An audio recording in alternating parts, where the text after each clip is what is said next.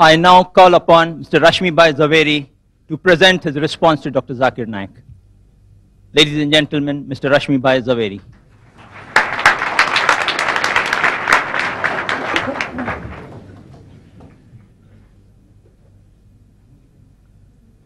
First of all, I really thank Dr. Zakir Naik for giving me the choice whether I would like to still remain a vegetarian or non-vegetarian. Thank you very much. I would request Mr. Coordinator that would you like to have the rebuttal or my comments now, or shall we have? No. Because after all, you know, this is... No. Now it's better, you know, let's have some question and answer if you think. Question answer we have in the third session. We have 3-part session.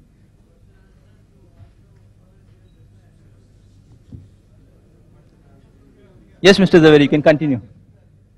Now, we are totally at the command of the coordinator, so I will obey. As decided, you know, the same format we keep. I will obey.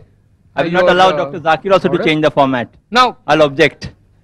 First thing that I will say, it's not a question of whether one is logical or illogical, and it's not a question of the choice that one makes. As I said in my talk earlier, everything is relative, and you have to understand this topic from that perspective. Now, one thing that I will very strongly object with respect to Dr. Zakir's, that not a single religion prohibits non-veg. I am expert, I can say, because I am a student, I have done MA in genealogy. I can say from my religious point of view that Lord Mahavir and our all 24 Tirthankaras very vehemently prohibited non-veg food. I have already given you some quotations. You see, mainly arguments of Dr. Dean Ornish is based on the fact that non-veg food contains excessive protein, cholesterol and saturated fat. So that is why he said that for healthy and peaceful living you must have non-veg veg diet. Now, he said that plant has also got life.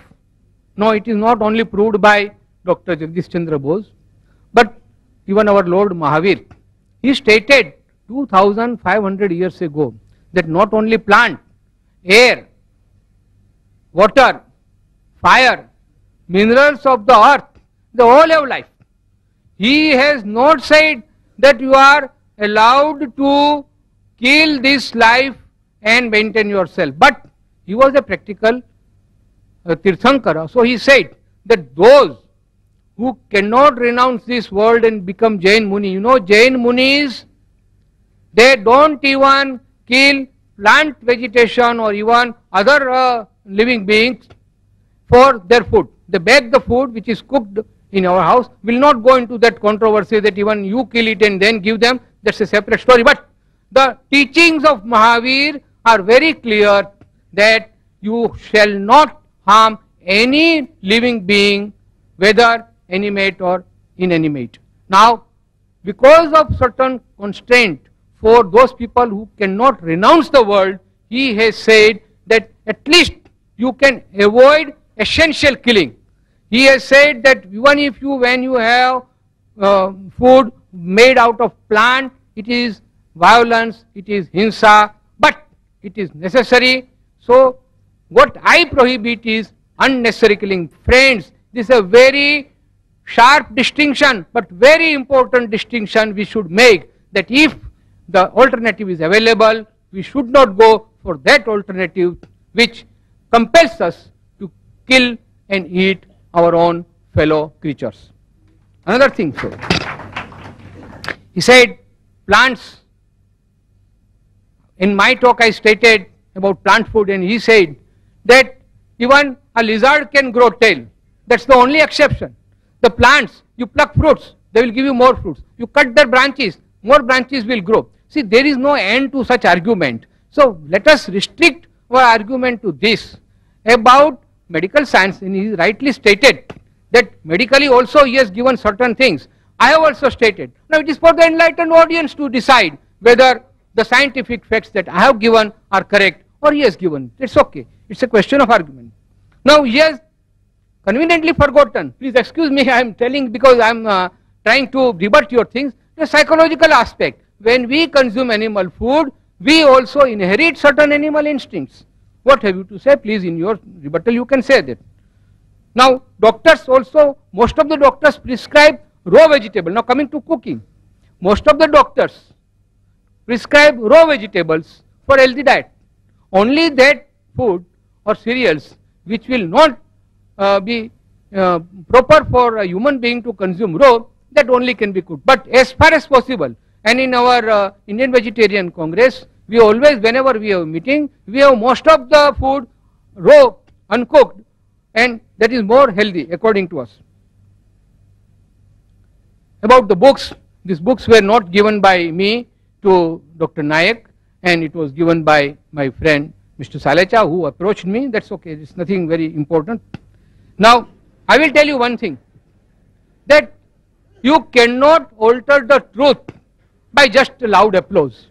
Okay, if you are impressed by my argument, you may applause me, or if you are impressed by the other argument, you can applause that. But I firmly believe that just because some arguments are appealing to you and you applause them loudly will not alter the truth. And I have referred to about one book, Dr. Deepak Chopra. He has also written many books. He is also a physician, practicing physician, like Dr. Dean Ornish. He has also conducted researches, and he has come out with a theory that your food will have a terrific effect on your impulses and urges, your physical development, psychological development, and emotional development. You know, most of the psychological and emotional distortions are because of the flesh food that one eats, and that is why it is prohibited. It is totally illogical to say that by eating animals you are helping vegetarians. We should not worry about the animal population because nature is quite capable of taking care. Why? Because we are rearing more animals for killing. That is why if we are not doing it, look at the jungle. Everywhere the natural cycle is there. Balancing will take care of itself. Nobody has to worry about it. Now, as per the history that Mr. Trivedi also referred, and also Dr. Zakir, now I will tell from Jain historical point of view that in our Jain scriptures it is mentioned very clearly that those persons who were living in prehistoric stage, they lived under a tree and they were sufficiently provided by trees. They did not have to go for any killing. Friends, I am of course given more time, but I really personally feel that let's not have a sort of dialogue or arguments between. I would like very much the audience to participate and have more time for question and answer. Thank you.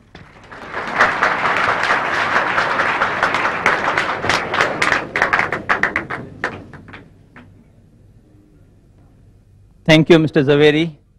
We have 5 minutes more. It's taken 5 minutes left.